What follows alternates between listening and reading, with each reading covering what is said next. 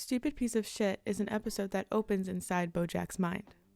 Before anything really happens, we're introduced to his internal monologue, a relentless automatic voice that narrates his every move with contempt. It mocks him as he wakes up, questions his intentions before he acts, and predicts failure before he's even tried. Early on, BoJack asks himself a brutal question. But I know I'm a piece of shit. That at least makes me better than all the pieces of shit who don't know they're pieces of shit. Or is it worse? In my opinion, it does make it worse.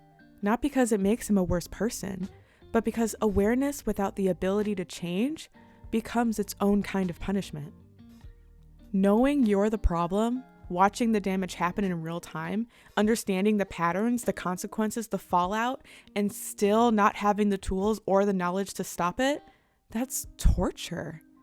It's not ignorance that destroys him, it's being conscious enough to witness everything falling apart, knowing he's the cause, and feeling completely powerless to intervene. It's like being tied to a chair in the front row of a murder. You see it coming, you know who's responsible, and you can't move, help, or scream. Even within his own consciousness, BoJack never dives deeper into his thoughts. He doesn't question them, challenge them, or try to soften the harshness of them. He almost accepts them as if they're facts. There's a war happening between his mind and his body. One part of him wants relief, change, and movement. The other is frozen, narrating every impulse as proof that he shouldn't try at all. They're completely out of sync. And that disconnect is what isolates him, not just from other people, but from reality itself.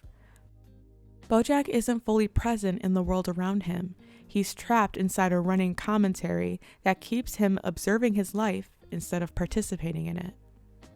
Breakfast. He tells himself he doesn't deserve breakfast, then snaps out of it by chastising and forcing himself to eat anyway. But instead of making something nourishing, he pulls out a bag of Oreos.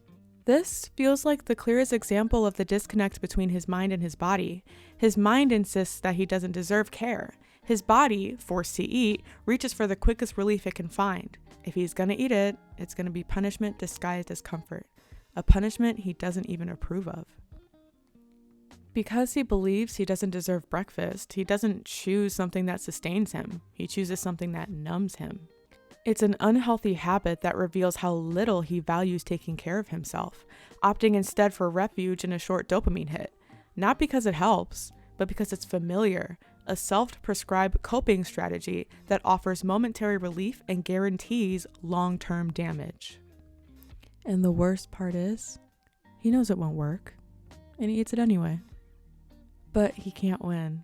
Even that small dopamine hit is immediately erased when he turns on himself for eating the cookie. This is the cleanest example of BoJack's self-awareness working against him. He sees the pattern as it's happening. He knows exactly what he's doing and why it won't help, and that knowledge doesn't stop the behavior. It just adds another layer of punishment. He isn't unaware. He isn't in denial. He's conscious, trapped, and unable to intervene. And that is what makes it so unbelievably brutal.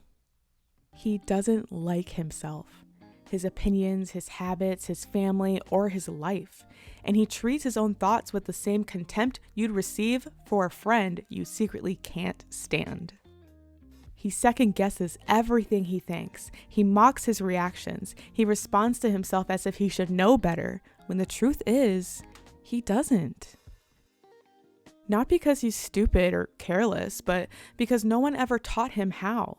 And instead of recognizing that gap as something that needs compassion or guidance, he uses it as evidence against himself. BoJack isn't correcting himself. He's punishing himself for not already being fixed. Because he's aware enough to sense that something is wrong, but not equipped with the tools to understand or change it. That awareness doesn't lead him forward. It just leaves him stuck, watching himself make the same mistakes over and over again. When BoJack drives home from the bar, we get a rare glimpse into his reflections and one of his core fears, being forgotten. Notice how throughout the series, people still recognize him. Lines like, "Aren't you the horse from horsing around?" pop up again and again, yet BoJack can't live in the moment. He's panicking, overthinking, mourning a legacy he thinks he's already lost. You might think this contradicts his self-awareness, but it doesn't. BoJack knows, somewhere deep inside, that one day he will be forgotten. And everything he does now is a desperate attempt to sense the first moment it begins. Every glance, every recognition, every passing comment becomes a test. Am I slipping from the world's memory? He treats these fleeting moments as a kind of clock, measuring how much time he has left to leave something that matters before it all fades into nothing. When he gets back to the house, Hollyhock greets him with questions he's too ashamed to answer. From her perspective, it's simple. He said he'd go do something, got distracted, fed his addiction, and came back with nothing. She has no idea the war he just fought in his own mind, no idea the battle he lost, or that he'll be forced to fight it all over again tomorrow. And that is the cruelest part. The fight isn't visible, it's silent. It happens behind his eyes, inside a mind that refuses to rest. BoJack's suffering isn't measured in mistakes or missed tasks. It's measured in every moment he survives being himself, alone with himself, and still keeps going.